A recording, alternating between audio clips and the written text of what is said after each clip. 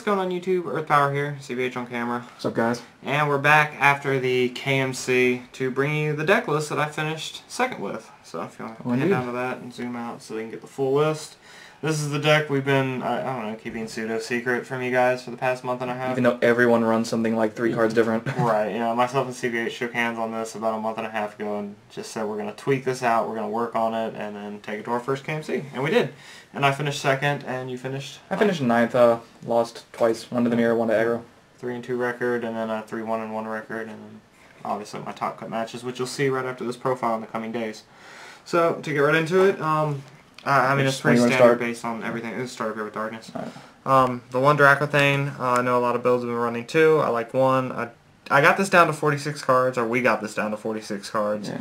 And the one Dracothane was just working out. No reason to run more than one. I didn't really think it needed to be more than one. Scared Orbital Gloom Hollow. Major player in this card. This deck's worst matchup is to things that just open up out of the gate like crazy. Saberbolt, which is run a lot of our local especially. Yeah, so. And rush decks, so Gloom Hollow just answers all of that super early game. And then it just provides a blocker late game if you need it. The 3 puppets, pretty standard. Just discard all the hand. Double Shatter, because 1 Shatter is just not enough. Nope. 1 Dark Return, which I was considering going to 2 with, just because it makes your entire graveyard or discard pile like just a toolbox. And it sucks opening hand, so you'd like to have another one. Yeah, and it almost goes down always in the beginning couple of turns because you don't have anything down there. And then standard removal, 3 Bone Blades, 3 Terror Pit, and we actually maxed out Death Smoke because dragons are a bitch. Yeah, indeed. Getting into light, double Andromeda. I know a lot of builds have been running 3. We went to 2. Decking out is a thing. And at 46 cards, it's very easy to do. So double Andromeda, it gets the job done, and you've got recursion in the form of Dark Return. So if you really need it back late game, it can work out in that way.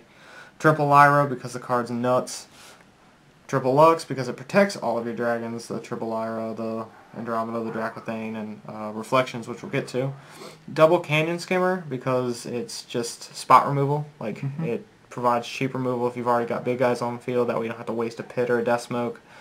Double Jade Monitor. The card, we wound up going with this over Star Lantern for, I guess, a couple reasons. Like, the power is obviously the big difference there. 4,000 lets you bump with cards in the mirror that you wouldn't normally be able to bump with. Dodges Heat Seekers and Dragon's Breath. Dodges the dodges the removal, like you said, the fire, and it gets over the other blockers. I used this twice yesterday to destroy opposing Star Lanterns and Screeching Scared Orbals, which was very cool. And Star Lantern's cool and all that, but I think it just kind of sits on board until they come up with an answer, and there's more answers to that than there are to Jade Monitor. So if you summon this, it sticks around. And Rush doesn't really have too much of an answer for it either. Yeah, it only has a Comet Missile. Outside of Comet Missile, so it's kind of cool. Double Keeper of Dawn, again, making your all of your spells in your graveyard just utility. Once you get them down there, you just get you whatever you need. Complete the puzzle, if you will. And then Triple Storm Spark Blast. This card's amazing. Late game, it just clears boards and wins you games. And you got Reflections in here too. So. Yes, Reflections to set them up. Prime target. And the water, 10 card water section. It's 19 dark cards, 17 light, and 10 water.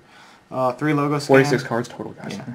3 logo scan to draw the cards. 3 crystal memory to grab whatever you need. Check for blasts. Do all that fun stuff. Double reflection.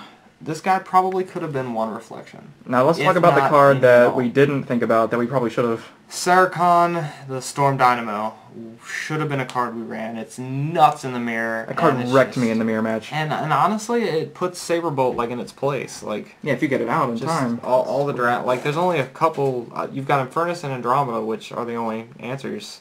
Yeah, there was a Sarkhan against me. Over it, so. I had a Veil and a Death Smoke. I didn't want to Veil it because that's a -1. I didn't want a Death Smoke because that's -2. Eventually I just had the Death Smoke, then he dropped another one, so I just lost. Yeah, so Reflections probably could have been Sarkhan's. I rarely use the effect all day.